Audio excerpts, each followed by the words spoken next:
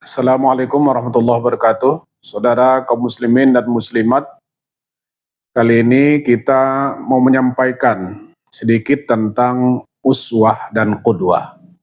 Jadi kata uswah misalnya kita temukan di dalam surah Al-Ahzab ayat 41, surah Al-Mumtahanah ayat 4 dan ayat 6. Kata uswah ini dihubungkan kepada Nabi Muhammad SAW dan juga kepada Nabi Ibrahim alaihissalam. Tapi ada juga dalam Al-Quran kata qudwah ya, yang ditemukan dalam surah Al-An'am ayat 95. Allah berfirman, ulaikal ladzina hadallah fabihudahum muqtadi. Nah, ada perbedaan yang sangat mendasar dari kedua kata ini. Uswah memang artinya teladan, baik dia uswah dengan dhammah maupun iswah dengan kasrah. Kalau dhammah itu jadi teladan dalam hal yang besar-besar, kalau iswah dia jadi teladan dalam hal yang kecil-kecil. Jadi dalam hal yang kecil dan dalam hal yang besar menjadi teladan.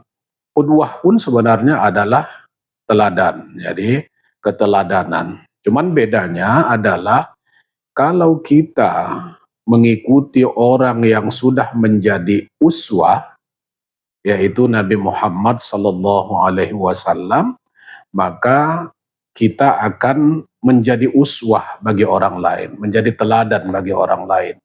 Itu begitu dalamnya makna uswah itu. Ketika seseorang menteladani orang yang telah jadi uswah, yaitu Nabi Muhammad, misalnya cara berpakaiannya, tapi itu sifatnya manusia ya, cara makannya, cara sholatnya, cara hubungan sosialnya dengan orang lain, maka nanti orang yang menteladani Nabi Shallallahu Alaihi Wasallam yang menjadi uswah teladan itu, dia akan diteladani orang.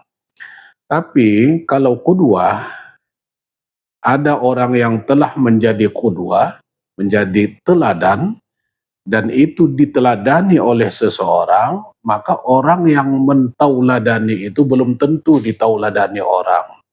Jadi artinya keteladanan tingkat qudwah itu agak lebih rendah dibandingkan dengan ketauladanan tingkat uswah. Ya.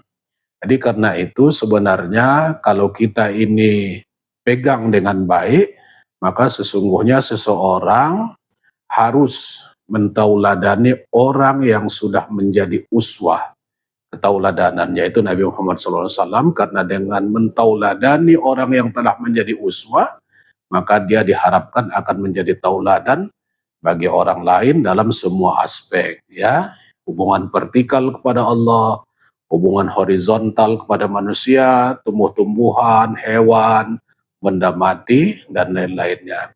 Tapi kalau mentauladani orang yang hanya berada pada tingkat qudwah, belum tentu dia akan menjadi teladan bagi orang lain. Karena itu saudara-saudaraku sekalian, mari kita membaca, mari kita merenungi, menghayati bagaimana kehidupan Nabi dalam hubungannya kepada Allah beribadah, dalam hubungannya dengan manusia, berjiran, bertetangga, bernegara, berekonomi, berpolitik, yang itulah insya Allah akan menjadikan orang yang mentauladaninya akan menjadi tauladan.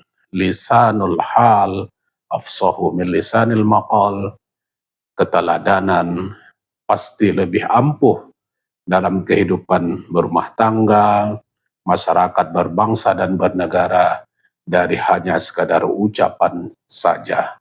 Nasrum minallah wa fathun qarib wa basyiril mu'minin. Wassalamualaikum warahmatullahi wabarakatuh.